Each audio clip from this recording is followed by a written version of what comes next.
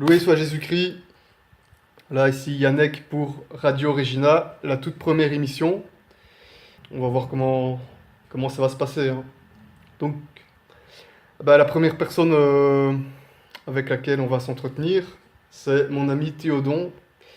Alors, Théodon, c'est un membre de l'équipe de Radio Regina. Donc, on commence comme ça par. Ça sera l'occasion de présenter un peu l'équipe.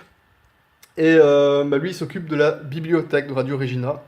Voilà, donc Théodon, on Salut t'écoute. Yannick, Salut. donc ici Théodon. Donc comme les gens pourront pas facilement le remarquer, je viens du Nord, hein, évidemment. J'ai 26 ans, je suis un catholique militant depuis quand même déjà plusieurs années, converti, donc la foi chevillée au corps. Bon, Donc ça. voilà, donc je suis le bibliothécaire et donc je compte, bien évidemment, je suis passionné de littérature, je suis passionné par les livres depuis mon enfance. Donc je vais peut-être un peu brièvement raconter mon parcours. Donc j'ai grandi dans une famille pas du tout pratiquante et mécréante, et pour dire les choses.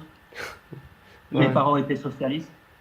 Ils avaient ils n'étaient pas hostiles à la religion, mais voilà, c'était uniquement culturel, c'était uniquement pour s'intégrer dans la société, ayant quelques valeurs religieuses, mais rien de profond, rien de transcendant, quoi.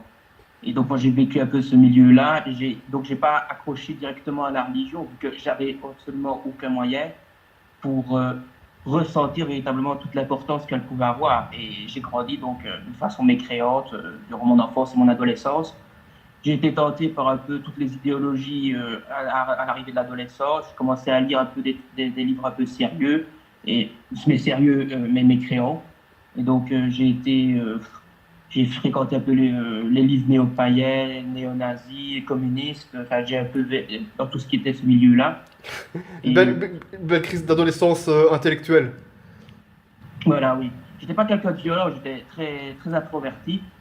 Et donc, mais je lisais beaucoup, donc, et je m'intéressais en plus. Internet commençait véritablement à éclore. Enfin, on était au début des années 2000, enfin, au début et à la fin des années 2000, donc, forcément, c'était véritablement le moment où il y avait quasiment pas de censure et où tout se diffusait et tout le monde pouvait avoir accès à n'importe quoi. Et donc, ouais, quand on est jeune et quand on n'a aucun repère, justement, quand on n'a pas été formé par la religion, eh bien, on va un peu n'importe où et c'est ce qui était mon cas, quoi. Parce que justement, je n'avais pas de principe, je n'avais pas de guide.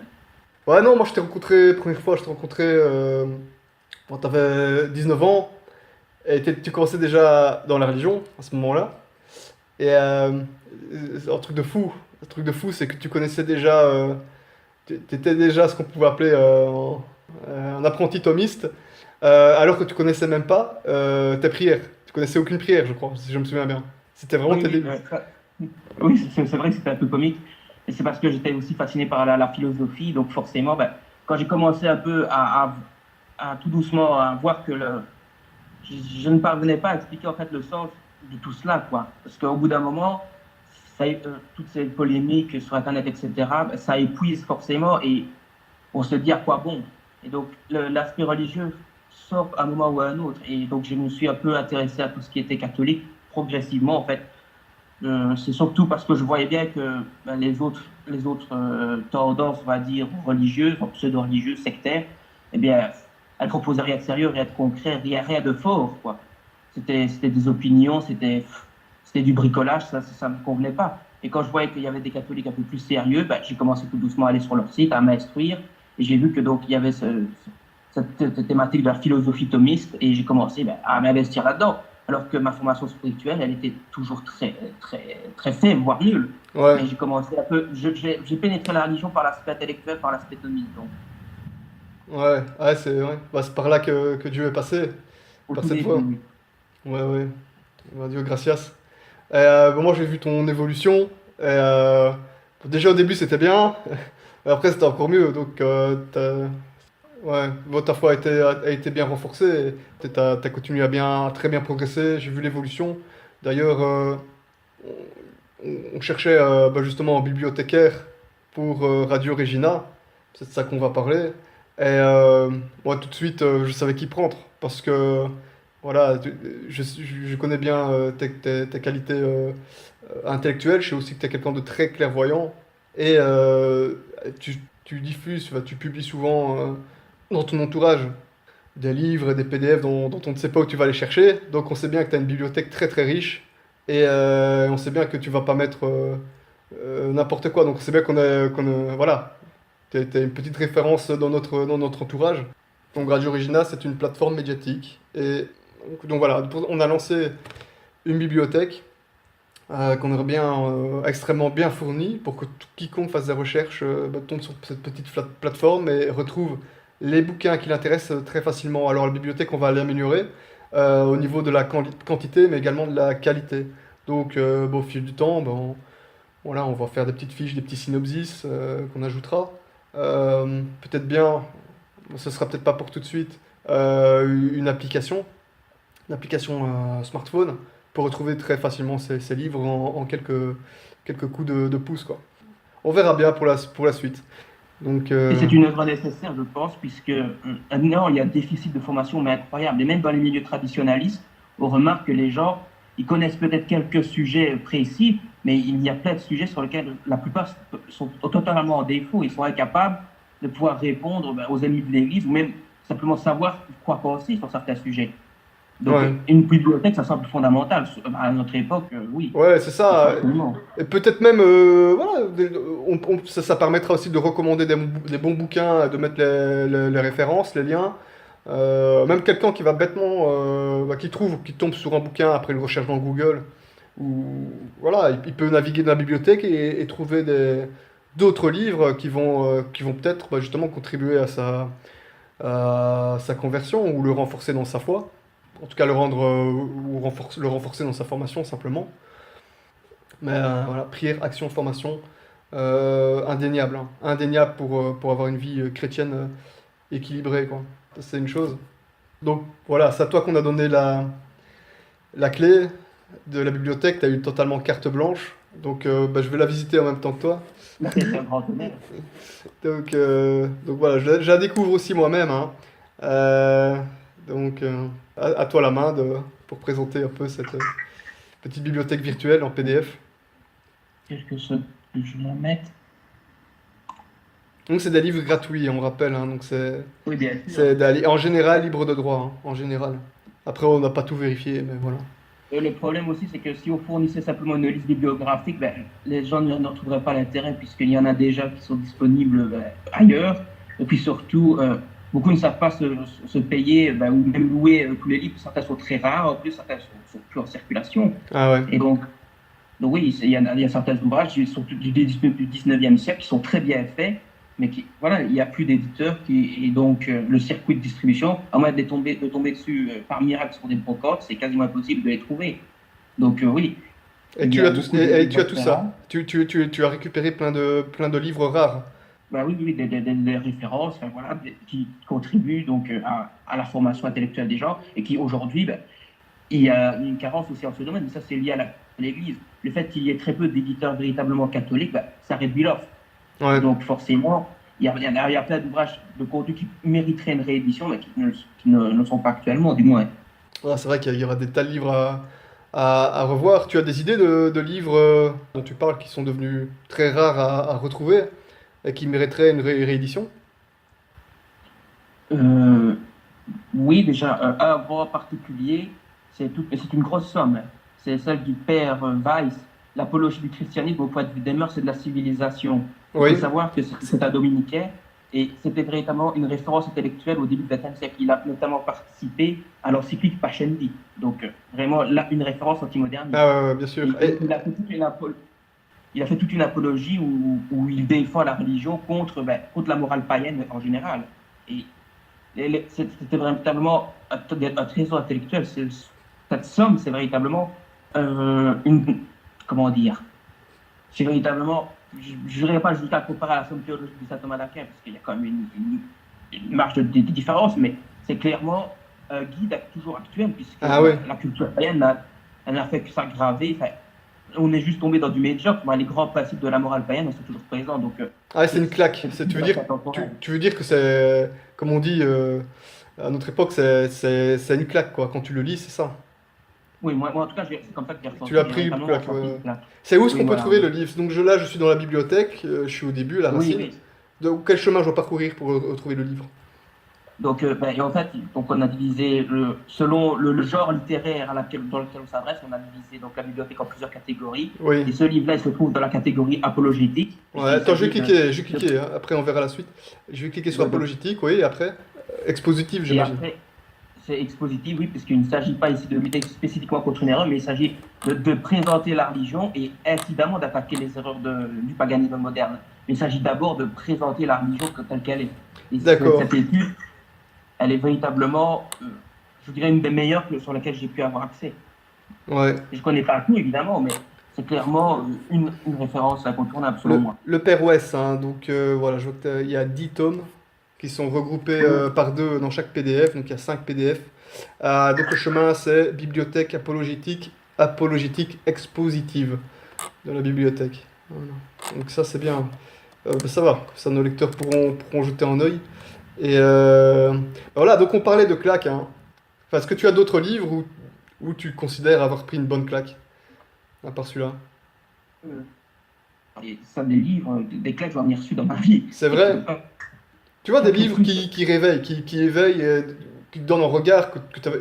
Déjà, tu étais bien conscient de problèmes de la crise de société, de la crise de l'Église, mais là, tu prends, quand je dis claque, dans le sens où ça te réveille. Voilà, tu te dis, ah, mais ça, oui. c'est quelque chose qui m'avait complètement échappé, et tu as des outils en plus pour ta grille de lecture des crises dans lesquelles nous vivons. Et, et donc, oui, comme claque, j'en ai aussi une grande. C'était avec ces deux ouvrages, en fait, mais qui se complètent d'une certaine façon, d'un auteur français catholique qui s'appelle Adolphe Retté, R-E-T-T-E. C'était un romancier anarchiste et socialiste auparavant. Il a véritablement fréquenté tous les milieux pourris de son époque, gnostiques, etc. Et par une évolution, quand on lit son histoire de conversion, on est véritablement frappé, puisque là, on voit la grâce qui agit. Mais Ah, il s'est quand même converti, ouf, ça va. oui, Toi, oui, t'as pas oui, précisé, bien sûr, ça je ne va, grâce proposerai à pas. Dieu. Ça va. Et il Euh, s'est converti, et donc, je dis, ben, voilà quelqu'un qui vient d'extrêmement loin, et voilà, et on est frappé véritablement par la magnificence de l'action divine, quoi, sur l'homme. Et donc, il a écrit deux ouvrages qui s'appellent Du diable à Dieu, Histoire d'une conversion. Il raconte véritablement son parcours tu, tu à l'as, ce tu l'as niveau-là. mis, tu l'as mis, tu as su le mettre en PDF ou Je pas? vais le mettre dans les jours prochains parce que j'ai pas encore fait cette partie-là, Ah parce que ouais, je dois d'accord. être dans la partie roman, parce C'est un roman. c'est un roman autobiographique. Il a écrit ça comme. Ah, c'est un roman autobiographique, d'accord. Ah ouais. Oui, voilà, oui. Et Ah. donc, c'est véritablement là aussi, ça a été une grosse crête, puisque quelque part, c'est un homme qui me ressemble un petit peu, puisqu'il était assez introverti et très porté sur la méditation. Ouais. Et il a eu un parcours aussi proche du mien, puis il a aussi eu un parcours un peu chaotique, etc. Et il a finalement réussi à se fixer dans l'Église.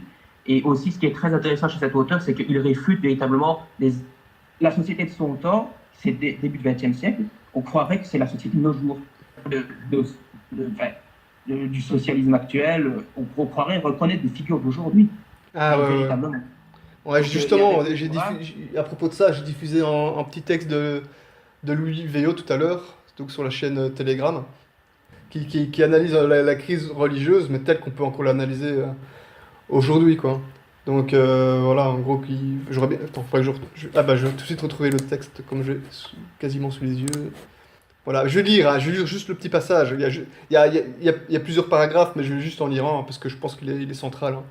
Hein. Donc il dit: Considérez bien ceci, je ne crois pas que le monde ait vu rien de pareil. On outrage l'Église et nous sommes ni fugitifs, ni réduits à nous cacher, ni sans moyen d'agir. Tout au contraire, nous jouissons de nos biens, notre liberté, nous exerçons les pouvoirs de citoyens, nous sommes gaillards et l'arme au bras pendant qu'on l'outrage, l'Église. Nous regardons faire et nous allons communier. Je crains moins pour un temple les furieux qui veulent le démolir que les fidèles qui ne songent qu'à leur potage en présence de ce danger. Ceux-là détruisent vraiment l'Église, qui ne lui font pas un rempart de leur corps, qui ne se font pas massacrer sur les marches pour la moindre de ses prérogatives. Et là, c'est central. Et il développe tout ça, mais c'est central. Hein. Donc, c'est un passage qui se trouve dans ses œuvres complètes, volume 15, correspondance, tome 1, lettre à Monsieur de Faublanc du 8 août 1843. Un siècle plus tard, 2 siècles plus tard, quasiment. Mais c'est des paroles fortes, elles sont intemporelles, et ça me rappelle un peu Ouais, ouais. la fameuse phrase de Saint-Pédise, là, la force principale des mauvais, c'est la lâcheté, la faiblesse des bons. Et tout le nerf du règne de Satan réside dans la mollesse des chrétiens, qu'il disait. c'est totalement le thème. Si les chrétiens à s'assumer en tant que chrétiens et donc s'assumer être véritablement les porte-parole de Dieu sur terre, ben, il y a énormément de crimes de blasphème qui seraient même impossibles à commettre, puisqu'il y aurait forcément des chrétiens pour se battre. Mais simplement, ben, aujourd'hui, on vit la crise de l'Église, il y a la mollesse généralisée, et donc, ben, il y a énormément de choses qu'on laisse passer, et ça nous porte à chaque fois préjudice. Ah, j'entends toquer à côté de chez moi, j'espère qu'il y a pas... que c'est pas le voisin. On attend un petit peu ou on fait comme si de Ouais, rien n'était? ouais, j'écoute. Je sais pas.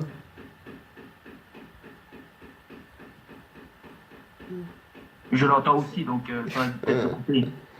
ouais. Je vais peut-être aller dans une autre pièce. Je vais peut-être aller dans Ok. une autre pièce. Je vais couper. Ça va. J'arrive.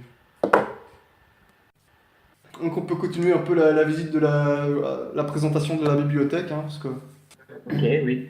Ouais. Donc, ben, j'ai dit précédemment, il y a une partie polémique que j'ai divisée en deux. Donc, Dans les l'apologétique. erreurs sociales. Dans Donc, l'apologétique. dans l'apologétique, oui, il y a une partie polémique. Et celle-ci est divisée en deux. Donc, il y a erreurs sociales. C'est toutes les erreurs, ben, tout ce qui est lié à la société, à la politique, etc. Mais qui ne sont pas, à proprement parler, des hérésies, c'est-à-dire qu'elles ne font pas quitter la foi, mais elles y amènent forcément, puisque ben, on se place dans des milieux et on adopte des principes moraux qui sont contraires à la vie de l'Évangile. Et donc forcément, ben, au bout d'un moment, ça ressemble dans la foi. Allez, je vois que Donc, c'est une rubrique qui est très bien fournie d'ailleurs. Je ben vois oui, que... oui, oui, oui. Ouais, et en plus, t'es qu'au début là. Ouais, ouais. Oui, T'as- elle est encore en formation. D'ici quelques temps, elle va doubler, voire tripler. Ouais. T'as déjà mis combien de livres là? En tout, dans ma vie ou, Non, non, non, ou non, dans oui, la non, non, non, bibliothèque? je demande à la bibliothèque, tu as déjà téléversé combien de livres? Ben, je ne les compte plus maintenant. Hein. Ah ouais, bien sûr. Ouais, ouais. Tu pourrais peut-être le voir en... euh, enfin voilà, dans ton explorateur, quoi. Ouais, donc il y a pas mal. Je sais bien, ouais, on va essayer de passer, on va essayer de dépasser les 2000, hein. Ce serait- Et là, je vois, oh là, je vois qu'on est dans hérésiologie, il y a encore plus. Il y a blindé, là. Oui, oui, là j'ai blindé. Là, C'est- forcément, parce qu'il y en a plein. Donc. et les hérésies, elles sont très nombreuses parce que là, c'est une partie très très bien fournie de la bibliothèque. De fait, elles sont très répandues et elles sont liées à un contexte historique différent selon les pays, les cultures, etc. Donc, ben forcément, on ne peut pas se contenter de savoir ce qu'est une hérésie. Il faut aussi connaître un peu le contexte de chacune d'entre elles et prendre Ouais, la vue d'ensemble. connais ton ennemi, comme dirait Voilà, oui. Sun Tzu. Ouais. Donc je vois, déjà, je zappe, hein. Sorcellerie, Luther, le romantisme, quiétisme, jansénisme, bouddhisme, ça n'arrête pas. La théosophie, Philosophie, Nietzsche, ouais, il y a de tout. ouais, Le modernisme. ouais, Et c'est Donc, principalement des prêtres qui ont écrit, ça c'est bien, ça c'est bien.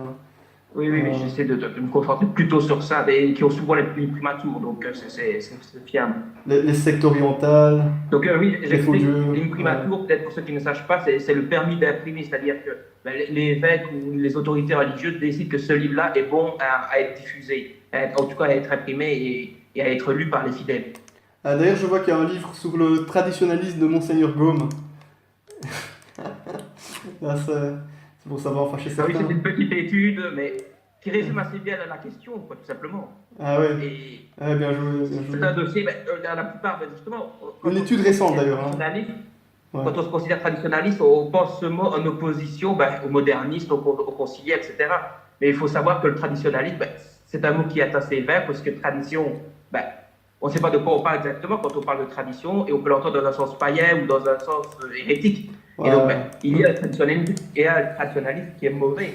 La franc-maçonnerie est traditionnaliste, elle se revendique d'une tradition. Voilà, franchement, si t'écoutes des francs-maçons parler, quand tu discutes un peu, ben, j'en sais rien, voilà, franchement, la moitié du temps, la moitié des noms qui vont te sortir, c'est René Guénon, René Guénon, René Guénon.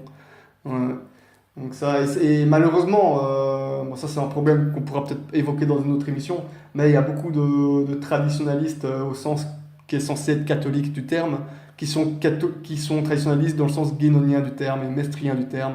Et voilà, ça c'est un autre problème qu'on va développer dans une autre émission.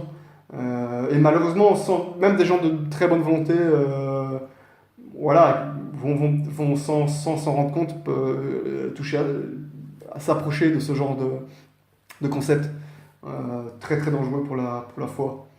Et donc, ben voilà, donc, on a un auteur, je n'arrive pas bien à se dire son nom, je crois que c'est un certain Monsieur Sauget qui a écrit un livre sur le traditionnalisme de Monseigneur Gaume, traditionnalisme au sens non catholique du terme.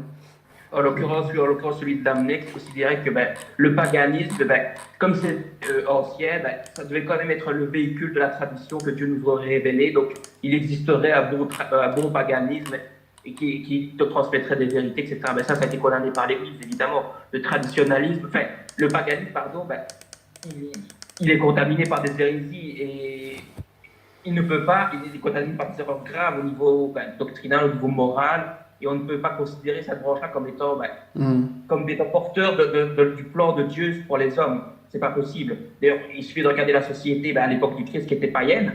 C'était une société qui était très corrompue. Donc, forcément, c'est pas le paganisme. Je t'entends moins bien, là, il y a une petite coupure. Qui était notre prédécesseur. Beaucoup considèrent que le paganisme était notre prédécesseur dans la foi, mais c'est totalement faux. Oui. C'est la révélation avec Abraham, à Moïse, c'était Israël, le véritable Israël. Ce n'était pas le paganisme. Le paganisme, il y avait des vérités qu'on pouvait trouver chez certains philosophes comme Aristote, comme même Platon, etc., mais c'était encombré. Et on ne peut pas considérer cette branche-là comme étant une branche qui bénéficiait d'une révélation surnaturelle, justement. Le paganisme, il n'était pas inspiré par Dieu, tout simplement. Et donc, on ne peut pas considérer ça comme nos prédécesseurs. C'est pas possible. Ouais. J'ai juste un truc, tu t'es un petit peu éloigné du micro à un moment donné, on t'entendait un petit peu moins bien, je pense. Ah bon? Je ne suis pas éloigné. Non? Je sais pas. En tout cas, le son a baissé brusquement. Donc ça va aller. Alors, on va peut-être pas présenter toute la bibliothèque dans son entièreté. Hein. Maintenant, on va peut-être pas faire tous les répertoires, sous-répertoires, etc.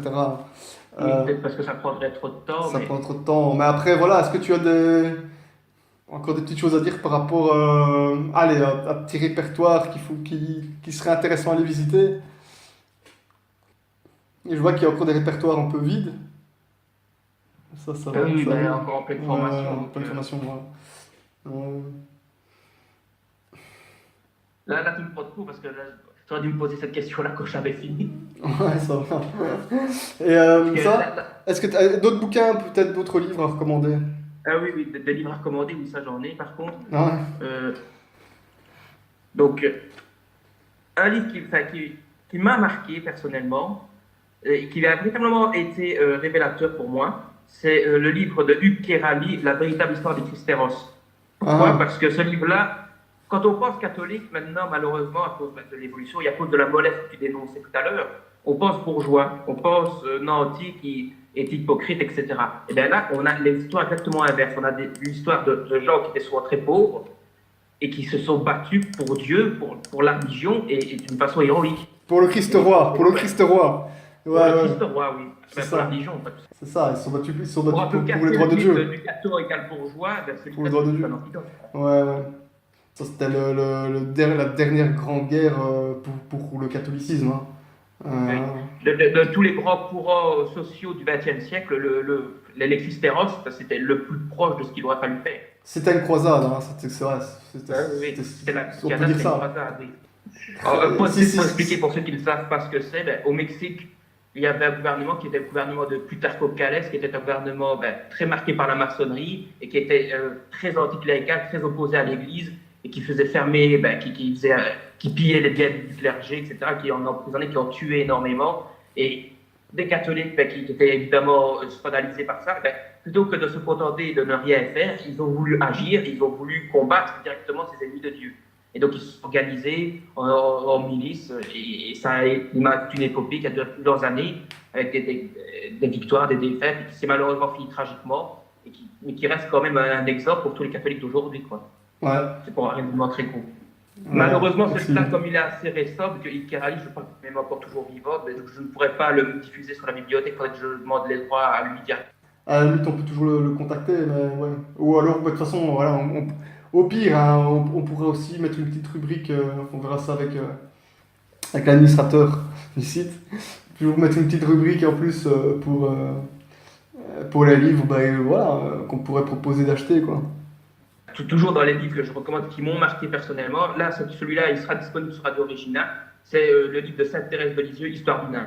Pourquoi? Parce que, en fait, ce qui se passe, c'est que dans notre formation, on va s'apercevoir de plus en plus, on va se radicaliser en fait, on va s'apercevoir de plus en plus qu'il y a du mal et des choses qui pourraient nous paraître assez anodines, eh bien, on va de plus en plus se rendre compte qu'il y a des problèmes dans la société, dans nos vies même, des choses qui nous paraissent anodines qui se révéleront assez graves. Par exemple, la question du féminisme, par exemple, au début, on considère ça de façon assez lointaine, on dit oui, c'est un problème, mais c'est pas si grave que ça. Ouais, Et c'est vrai. au bout d'un moment, on se rend compte que même dans les milieux traditionnalistes, cette question-là se pose et elle n'est pas résolue. Et donc, Oui, il y a de la contamination. oui, il y a de la contamination. contamination, oui, bien sûr, mais je veux dire, elle n'est pas affrontée directement. Ouais, Et ouais. donc, qu'est-ce qui va se passer? Chez beaucoup, si on se contente de ça, eh bien, on va dévier dans le sens où on va perdre la confiance qu'on pouvait avoir en Dieu et on prend à notre confiance déviée. Et justement, le livre de Sainte Thérèse de Lisieux, Histoire du nain, eh bien, elle nous ouvre cette voie, ce qu'elle a fait la petite voie, c'est-à-dire la confiance qu'on doit avoir en Dieu qui est absolument fondamentale. Et à notre époque, c'est encore plus nécessaire puisqu'on voit que, humainement parlant, tout est perdu. Mais on ne peut pas se permettre d'agir de cette façon puisque ça signifie que les portes de l'enfer auraient prévalu, l'Église n'est plus et notre Seigneur vraiment dit non.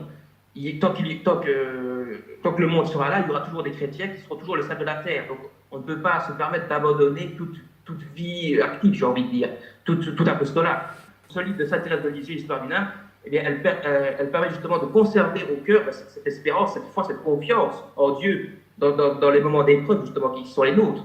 Et donc c'est pour ça que ce livre-là est très important parce que au niveau de la vie spirituelle, beaucoup considèrent que c'était un choc quand ils l'ont lu, et je fais partie de ces gens-là, et c'est véritablement un des piliers qu'il faut avoir. Ouais, Il faut la vie ceci. spirituelle forte, C'est ça. Ouais. il faut la doctrine, bien sûr, on en a parlé précédemment, mais il faut aussi la vie spirituelle. L'un ne va pas sans l'autre. Voilà, mais t'as bien fait d'en parler, t'as bien fait ouais, t'as bien fait de rajouter, voilà, pour équilibrer les références ici essentielles.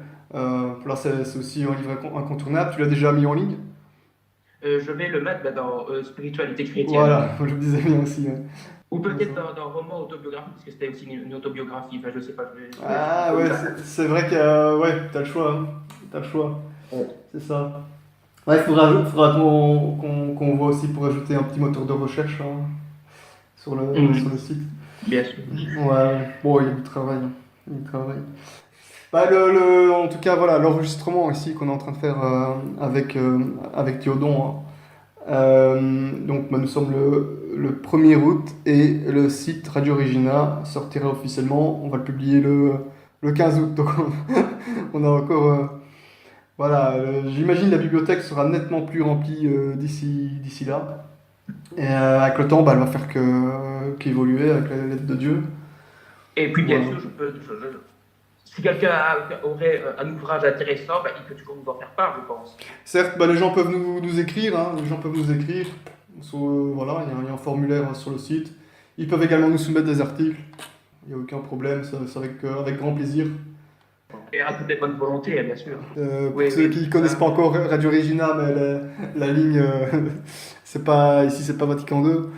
Là, sur cette bibliothèque-là, vous allez trouver des livres catholiques, très sains, judicieusement sélectionnés par une bibliothèque qui est très clairvoyante sur les problèmes de la crise de nos sociétés et de l'Église.